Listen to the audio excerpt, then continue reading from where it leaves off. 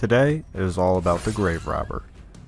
The Grave Robber for many people is an interesting choice because Grave Robber may not offer that much damage, and often you may find yourself going towards other people because they typically have more HP and also can offer more damage depending on the circumstance. The Grave Robber can offer a decent amount of damage in the right situation, but often you feel like you need to set her up for it.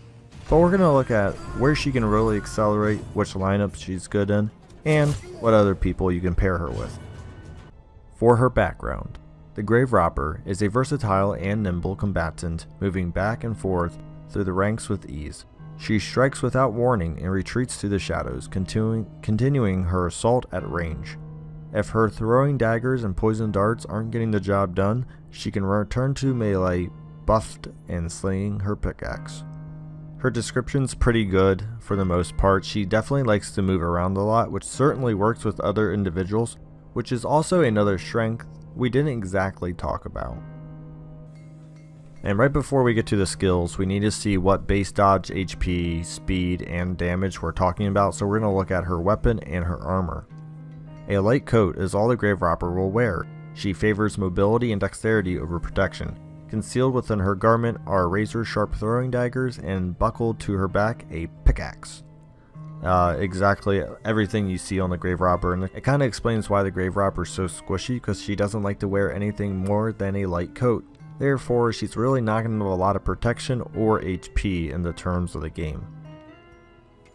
So we're looking at Razor's Edge here. Damage base 7 to 14, crit 10%, which is pretty high, and a speed of 10, which is pretty darn high as well. The reason why she needs that high crit and high speed is because the damage of 7 to 14 for a damage dealer is actually pretty freaking weak. And we're going to see what we can do to help out her damage because her initial raw damage is rather low. Her final protection is called Shadow Lace, sounds pretty cool. Dodge of 30, HP of 36, 36 HP, it's not exactly a lot when you consider enemies can do on average probably like 20 to 30 damage crits, and those aren't even like your massive crits, they're pretty big, and realistically a 20 to 25 damage crit's not the biggest, so you're already saying about 2/3 of her HP are gone, or 3 hits for 13, she's already at death's door, and trust me, that's not too hard. She's got a dodge of 30, which actually isn't the highest, but it's pretty decent. Pick to the Face. Pick to the Face is, it's a good ability if you don't have the Shield Breaker DLC. If you have the Shield Breaker DLC, essentially I think the Grave Robber gets completely outclassed by the Shield Breaker, which is not insulting to the Grave Robber because the Shield Breaker essentially outclasses everyone, so it's really not too much of a bash. Pick to the Face is certainly good though, because it is your early game armor piercing or avoiding protection, which armor piercing is. And she can also use it in positions 1, 2, 3, which is usually where she likes to dance between, so it's pretty good. It means if you put this on, most likely you'll always be able to use it. And also it hits only positions 1 and 2, but typically those are the higher protection based enemies anyways. Therefore, usually you don't have to worry about that not hitting someone. Now what you'll notice with the Grave Robber is the further we go, she has a pretty high accuracy, and she has other ways to increase her accuracy as well. So we're going to talk about her being a reliable source of damage, just might be on the lower end if you don't set her up for those bigger damage hits. So the accuracy is 110, and as we're talking about minus 15% damage already on her 7 to 14, we'll put her at a 6 to 12 or at least a 6 to 13. It really does dampen her, and it's only a +5 critical modifier, making her at a 15%. Obviously, if you add trinkets or other buffs on her to get her a higher crit and all that, it'll be higher, but for now we're looking at a raw 15 and about a 6 to 12, which is pretty weak even if you do the armor piercing. Because someone like a leper, let's say they got like a 15 to 30 chance for damage and you're hitting an individual with 50%, they almost come out the same at that point, with the leper actually coming out slightly on top with 7 to 15 instead of 6 to 12. But I will say this really shines if you don't have any DOT effects in your group and someone does go up to 75% protection, because then at this point this will be the better ability.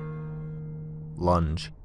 Lunge is a great one, and we're going to look at it. So it's 3rd and 4th position, so it sounds exactly what it's meant to do. You're meant to lunge forward. You hit rows 1 to 3, which is pretty good. I wish it hit row 4. I think it would make the Grave Robber slightly better, but this ability is already pretty beefy once we look at it, which is why it moves you forward 2, not just 1, because it doesn't want you to use this twice in a row. at least without you having a good setup for it. We'll talk about that a little bit later. So the accuracy is 115. That's really friggin' high. 115 when you consider like the average is 105. You're 10% above. Therefore, people with like 30 dodge, this is an 85% chance instead of like a 75. That's really good. And we'll look at it, like I said before, we'll look at a couple of her other abilities and you'll be able to see why this gets really good.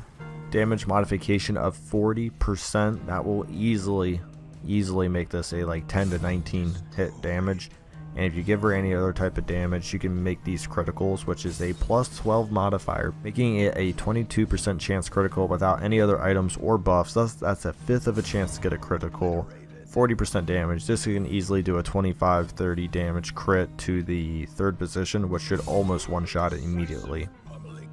Now to top it off, there's a couple abilities, I believe two. There are two abilities that get extra damage against Blighted, and this is one. Plus 33% damage against Blight. Obviously, if you pair this individual with like an Abomination, Plague Doctor, if you own the Shieldbreaker DLC, I know that I said the Shieldbreaker replaces the Grave Robber, but they actually work very well together because the Shieldbreaker can impale where Adder's Kiss, and then obviously Lunge can get a lot more damage off that, and you can almost ensure a kill shot within the first turn because the Shieldbreaker and Grave Robber both have very high speeds. But as I said, if someone sets her up for the Blight, she can come smashing in and out. The only thing I will say that's bad about the Grave Robber, and it's good and bad if you're trying to do this combo, is she has a high speed, which means she'll go first, which is very good. However, that does mean she's probably going to beat out all those other Blight skills. Thus, you're going to want to find a way to either reduce her speed or give someone such as a quick draw charm to outspeed her to set her up for this Blight combo if you plan on lunging within the first turn. Flashing Daggers. Flashing Daggers is an odd one, and I don't really ever use it. I think there's a lot of other better skills that do very similar things, but we'll talk about it because it's on her. So positions 2 to 4, pretty good row versatility. If you're not in the front, you're good, and it does hit positions 2 and 3, and let's talk about a little bit of what it does here. Accuracy 110. Once again, that's a pretty darn good accuracy. You won't complain about that too much. Damage modification of negative 33%. Now we're talking like 5 to 9 or so. It's pretty low. And then we get a crit modifier of negative 1. Now we're talking 9%. And really the only thing you're getting out of it is a bleed resist. So unless you're trying to go for like a Hound's Harry where you're trying to make skeletons bleed, I just don't think the debuff is worth it. Now, if it added 4 damage for 3 rounds of bleed and did all this other stuff, oh my gosh, it'd be an amazing ability. It'd be very reminiscent of the Harvest ability on the Jester, which is a very good ability. However, with it only being bleed resist, I don't think it's very good. Now maybe you do want to pair it with the Jester, but I think that's a semi-weak combo. But I'm not going to tell you exactly how to do your parties if they work within the dungeons. But I definitely think Flashing Daggers is probably one of her weaker abilities. Shadow Fade. Shadow Fade is definitely a preference ability, I think. I've had a couple of people always say, ooh, not taking Shadow Fade on the Grave Robber, risky choice. And I do get it. It's a good setup and it keeps her safe. So she'll go first, which means she'll probably be able to Shadow Fade first where she backs 2. So she'll either go 3rd or 4th. That's up to you. You have to figure out how your lineup will function based on how the party members will switch around, which is a huge thing with the Grave Robber with a lot of her abilities. So if we look at what you get 2 rounds of stealth, so essentially you obviously get that first round to fade, and then you get that next round to use something to attack essentially, right? So it's 100% damage, which makes up for her 7 to 14. Now I believe that would make it 1428. I believe it just doubles it. That's a lot of damage. You get 8% crit. Now we're talking 18% crit on top of whatever ability you're going to choose. So if you lunge, now we're talking a 40% crit. If you put another trinket on her, we're maybe talking 45-50. Depending on light level, we can be reaching about 50% crit on a lunge with 100% damage times 40% damage. You can see where this gets really disgusting. And 15 dodge. I mean, we're talking so much damage, so much dodge. I definitely see why you would use Fade. It ensures that in round 2, you kill what you want to kill. And this may also give you an opportunity to do the Blight setup, which we talked about earlier, that she's so fast, sometimes she outbeats the Blight person. Or if you do want to mark for the next ability, she can outbeat the mark. This would ensure you can either mark or Blight and then follow it up with a devastating ability. Once again, I think fade is a personal preference. It's definitely, do I want to kill in the second round, or do I just want to do 2 instances of chip damage? I don't think either way is wrong or right, but it does need to work with your party, and you do need to obviously game plan for it. I think if you're going to do shadow fade, you should definitely plan on having some type of control for the first round, so you don't eat 4 attacks in a row, because the odds of you killing an individual with maybe 2 to 3 individuals left might be lower. But if you can stun an individual or 2, such as the Plague Doctor would be a great example, you could play grenades, or you could also do blinding gas in the back row, taking out half the team, or as I said, you can do the Blight, setting her up for a massive damage. If someone back there is like 30-40 HP, she would annihilate through it. I would also recommend having a very strong healer in the party when you do bring along Grave Robber, because as I said before, she's kind of squishy, and if she's fading the whole time, she is going to funnel attacks to everyone else. Thus, you're going to get more attacks on 2 to 3 people, then spread across a party of 4. That is something to keep in mind, and I don't want someone to get lulled in the fact that you have 4 people, when in reality you may only have 3. Also, the Grave Robber has a high dodge, so sometimes I do like her to be attacked because she has like a 60 to 70 dodge depending on the trinkets you put on her, and light level. Thrown Dagger. Thrown Dagger is where I personally really like her. Now, it is weaker and you do have to play around with it, but there's ways to make this really good. Obviously, if you quickly scan through the ability, that Mark and Blight combo is good because she can actually work with a plethora of individuals, and I wish more skills in this game were like that, where people got extra damage since like Bleed or Blight and Mark. That'd be fun, but there's not too many individuals, but she is one of the few that gets extra damage versus Blight, and you should look to exploit that. But let's talk about the row versatility before we get too in depth in the numbers of the ability itself. We have rows 2 to 4, which is a great row versatility once again. And then we get hit rows 2 to 4 on the enemy side, which is great because once again, 3rd and 4th position are often the rows you want to hit. Therefore, you can kill stress damage dealers with this. If you really want, going off of what we just talked about, you can fade and then dagger, and most likely that individual is probably dead, especially if that individual is marked or blighted. The accuracy is 110, which again is just a little bit of average perfect. Damage modification of only -10%, so we might be talking a 6 to 12, which is like pick to the face, so it's very pick to the face like. However, with a critical, we can talk about an 18 or 19 crit. It probably won't kill that back row damage dealer, but if they are blighted or marked, it's a definite kill. And the way Thrown Dagger works is that plus 12 crit modifier is pretty good, so it puts you at a 22. Then as I said before, if you have like maybe a battle ballad or trinkets, you could easily push that near 30 within a turn. So it has a good crit chance. You can get good extra damage from a Plague Doctor, or obviously any individuals that can mark. That is the Houndmaster, that is the Occultist, Bounty Hunter, you name them. There's a lot out there that can potentially mark. She can get damage from that. Or obviously you can do the Shield Breaker Impale, you can do the Abomination, or the Plague Doctor once again. And where it's really cool is that self 10 accuracy. So you give yourself 10 accuracy for the rest of your skills, and now everything just slowly starts rising, and soon individuals with 40 dodge, they might get you that first turn, but darn it, by that second turn you have 120 accuracy, you have an 80% chance, and then after you hit them you get a 90% chance. You can see how this is just a surefire ability. You say, I just want consistent damage, maybe between the ranges. If you don't have blights or marks, it will give you at least a solid 8 to 10, which is usually about 2 rounds worth. Such as Bone Royalty, I believe, have 20 HP, so often this might be 2 Thrown Daggers at Bone Royalty, 1 non-crit, 1 might crit, and usually that's enough to kill someone. Poison Darts. Poison Darts is an interesting ability. It's got a lot going on, and it's kinda good, but I don't really ever use it because I think her other abilities are just so much more worth it. But for a DOT ability, it's got a lot going on, and I can definitely get behind it for a lot of reasons, and we'll talk about why.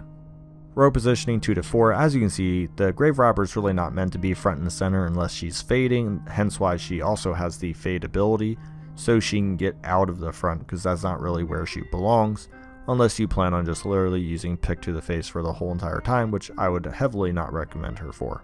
Accuracy 115, that's crazy amount of accuracy. So good accuracy. Damage, it's not really meant to do damage. Once again, it's a DOT ability. Many don't do extra damage or keep your base damage the same. There are a few who do that, but often they have consequences unless you're the shield breaker where you just move back one because she's broken. Crit modifier of 11.5. For ease, we're going to round that up to 12. So 22% chance to crit on this is pretty good, and obviously crits will add extra rounds to either your debuff ability or your blight. So this would go for 4 rounds for 6. Well, 4 points for 6 rounds. Then your debuff target, I believe, would be at 5 for negative 33% blight resistant. Now the 4 points for 4 rounds is actually pretty good. 16 damage. My only problem is I really like to be my DOT abilities to either be supplemental to the main damage, such as Hound's Rush, because Hound's Rush is pretty strong in raw damage. You just get that nice 2 bleed with it. I don't like DOT abilities that do mediocre damage and also have mediocre DOT. It's not really something I like. This is obviously an ability for the long haul, because not only do you minus the blight resist, you also do it for 4 rounds, and then with that good critical chance that might be for 6. However, I do believe poison darts have a time and place. You're just going to have to work towards it and understand what it's for. It's for the long haul, not exactly the short sprint. Toxin Trickery. Now, this is decent. It's one battle, so you need to make sure that the cure, blight, and bleed, if you're thinking you have that later but you used it for the speed and dodge, you're kind of tough out of luck. Now, the idea of using it early is obviously you go first, kill the enemy, and get 13 dodge. So hopefully you kill the enemy before they kill you. But just letting you know, if you use this first, it's no longer in your pocket. It's also, the way it kind of seems designed, it's almost like a get out of jail card in a way, because you're like, oh, you got hit by a heavy bleed or blight. Well, get 13 dodge and 4 more speed. Now you'll dodge more and go before the enemy. I just like using it offensively, but it is certainly a good defensive option if you just got hit. It's used in any position, therefore you're good anytime. I'm not going to say this really synergizes with anyone. Just after she pops this, she will have a speed of 14 and a dodge of 43. Very high dodge, high speed. She'll always go first, and you hope she gets targeted once or twice, because with other conditions, she'll probably dodge the attack most times. Therefore, she can essentially soak up damage without actually taking the damage, which is very good because dodges are better than high protection because you don't have to worry about getting critically struck or obviously debuffs or stress, so it's really good. So I have 3 trinkets lined up here, and these are ones I personally like. I like going more for the keep the grave robber center of attention kind of build, while also doing reliable damage. So what you're going to see is I'm going to build a grave robber that goes first and will consistently hit. Therefore, I do like her front and center. I like giving her high dodge between 60 and 70, depending on other skills, even 80. And I do like her taking an attack or 2 at a time because she has the potential of building so much dodge other characters often do not have the chance to unless you ridiculously invest in them. The grave robber can kind of come with that built in. So the first one we're looking at is the Feather Crystal, and the whole point of the Feather Crystal is really just to give that 2 speed, 8 dodge. Both are very good. Now the Grave Robber already has such a high speed, and you think 12 might be an overkill. That's actually incorrect, because a lot of stress damage dealers function between the realm of 10 to 12 speed, therefore you're actually exactly matching them, so on a good chance you can get a good immediate damage off on somebody. Therefore you might be able to kill a stress damage dealer right away, saving your party a lot of stress, because that thrown dagger does give a lot of crit chance. Now the stun and move resist, you're hoping the dodge kicks in, and you're also hoping that she's really not going to be a target who's probably going to get focused by a stun or move, but if she does, hopefully she just dodges it, and you don't have to worry about it. And the reason why I love pairing the Lucky Talisman with this is it gets another 12 dodge. Suddenly you're at 50 dodge at the start of the dungeon, then plus light level, and if you use anything else, you're going to be above 50 dodge. Most abilities function maybe between like 100 and 110% on the enemy, therefore if you get to 55, even 60 dodge at the start of the dungeon, you're making people have a 50% chance to hit you, and if she gets targeted only so often, most likely she'll build at least dodge half of those and she should be able to live. The 10 accuracy obviously ensures her thrown daggers hit immediately, and then you get that extra 10, and then it's just a surefire chance to hit. This is excellent for hitting Viragos, Madmen, Crones, anybody who functions about 35 dodge and above. This talisman essentially assures you're probably going to hit the first time through, which is very reliable. Now it might take you 3 times though, but at least you can do it, and you know that you'll have someone who can at least chip someone else down, well at least chip the enemy down. Therefore you can then try to follow up with someone else, Therefore, you might only take 2 attacks, but you know you're always going to have a nice reliable maybe 7 to 10 damage waiting for you. And as I was making the video, I've actually never done this, but I might try it. The Berserk Charm. Now, usually what I don't like about the Berserk Charm is that minus accuracy. But if we were to pair the Berserk Charm with the Lucky Talisman, we would still get 5 accuracy, 12 dodge. Now, the only thing you're going to have to consider, and this is where it gets scary, it is 25% plus stress then, which is huge. And then we also get a minus 10% virtue. Now, I look at minus % virtue chances, and often I don't even consider them part of the ability because I never bank on a virtue chance unless you're building towards it. So therefore, really the only big thing you're going to have to look at is that 25% stress damage. Therefore, make sure you bring along someone like a Crusader or a Jester who can do targeted stress heals, just to bring her down if she does get focused by a couple of stress skills. But the 3 speed, once again, she's going to go up to 13 speed, which is one above the other ones we just talked about, 15% damage, which should cancel at least the other negative damage buffs. It doesn't work exactly like that, but it should bring her back to her default 7 to 14. Therefore, you add more speed, you bring back her damage to 7 to 14, you still gain 5 accuracy. I think it'd be decent synergy if you don't have a lot of other trinkets, such as some of the ancestral ones, so I do think this could work just a little bit. It would be a crime if I talked about the Grave Robber and I didn't talk about her trap disarm chance. She is absolutely a champ, sitting at 150% trap disarm chance. I believe that means you'll never fail because I believe champion level traps are 150%. For her camping skills, the Grave Robber is restless and prefers to wander while the party camps, always on the lookout for trinkets and baubles. She may reluctantly confess to the pilfering an item in the hamlet prior to departure or entertain those with a similarly morbid sense of humor with a biting and ironic wit. Snuff Box. Time cost of 3. Self only, remove 1 disease. 1 companion, remove disease. In the early game, you might be struggling to remove multiple diseases because obviously the sanitarium doesn't have a very high chance to, and also it can be rather expensive. For a time cost of 3, you can remove a painful disease such as the Black Plague or something where it really hurts your overall character with a time cost of 3, and it's pretty much worth it. So I would definitely recommend maybe having this on because it will help you out in the early game, and maybe in the later games you get a disease halfway through the dungeon and it is really painful, you can just get rid of it. Gallows Humor. Time cost of 4, self only, minus 25 stress, that's pretty good, and then all companions, 75% chance to minus 20, 25% chance to gain 10 stress. It's a decent amount, but it's not the end of the world. However, I do believe there are better stress removing abilities out there, but if you are on a crunch and you happen to only have this as your AoE healing ability, go for it. But I do think there are other characters with much better healing skills out there in terms of stress. Night Moves. Time cost of only 2, and it's a 20% scouting chance. I think anytime you can get scouting, I would go for it. Also, for only a time cost of 2, I think it's absolutely worth it. So I would totally put this on and probably plan on using it for obviously medium to long dungeons. Pilfer.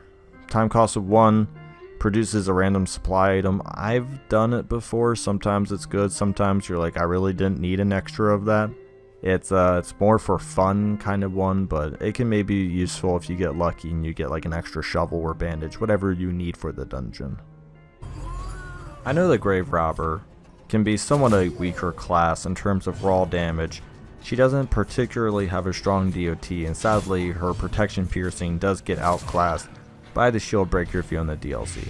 But that does not mean she is not a useful character. She can certainly be a great early game character with her brain and shovel, being reliable at removing traps, removing diseases, and also functioning well in a Blight and Mark comp up, which you can easily do. So I wouldn't give up on the Grave Robber. I think having one around is very good because she can be very elusive, she can offer high damage to the 3rd and 4th position, and if anyone can offer high damage to those positions, I think you absolutely at least need to try them out to see if they work in your playstyle. The Grave Robber can also fix those problems if you don't mind taking a turn to use Fade on her, then obviously increasing that damage a lot, and then following it up with it, especially if you have a Mark or Blight. She could devastate an enemy, and it'd be very good. Thank you for watching. I think she's a pretty good class that often gets overlooked because of other characters.